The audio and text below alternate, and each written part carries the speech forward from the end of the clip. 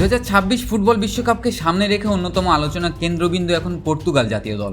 প্রশ্ন একটাই, এই দলটা কি এবার বিশ্বকাপ জয়ের স্বপ্ন পূরণ করতে পারবে, নাকি আবারও সম্ভাবনা নিয়েই থেমে যাবে? সাম্প্রতিক পারফরম্যান্স, স্কোয়াডের গভীরতা এবং কোচিং স্টাইল বিবেচনা করলে পর্তুগালকে এবার বেশ শক্তিশালী দাবিদার হিসাবেই দেখা যাচ্ছে। বর্তমান পর্তুগাল দলকে অনেক বিশ্লেষক তাদের ইতিহাসের অন্যতম সেরা স্কোয়াড হিসেবে বিবেচনা করছেন।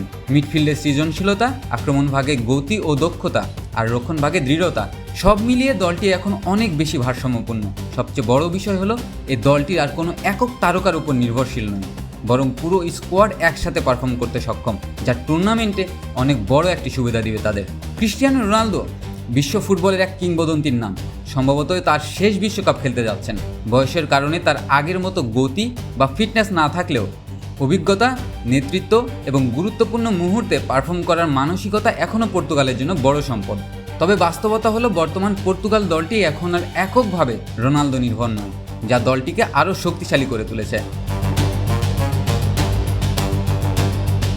কোচ রবার্তো মার্টিনেজের অধীনে পর্তুগাল এখন খেলছে আধুনিক ও আক্রমণাত্মক ফুটবল।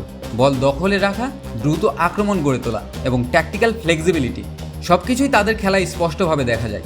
তবে বড় ম্যাচে ধারাবাহিকতা ধরে রাখা এবং চাপের মুহূর্তে সঠিক সিদ্ধান্ত নেওয়াই হবে তাদের জন্য সবচেয়ে বড় চ্যালেঞ্জ। বিশ্বকাপের মঞ্চে পর্তুগালের পথ মোটেও সহজ হবে না।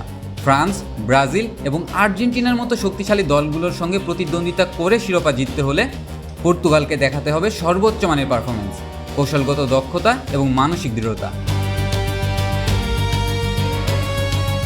সব দিক বিবেচনা করলে বলা যায় পর্তুগাল 2026 বিশ্বকাপের অন্যতম শক্তিশালী দাবিদার। তবে শিরোপা জয়ের জন্য শুধু প্রতিভা যথেষ্ট নয়, দলের সমন্বয়, বড় ম্যাচে পারফরমেন্স এবং কিছুটা ভাগ্যের সহায়তাও গুরুত্বপূর্ণ ভূমিকা রাখবে।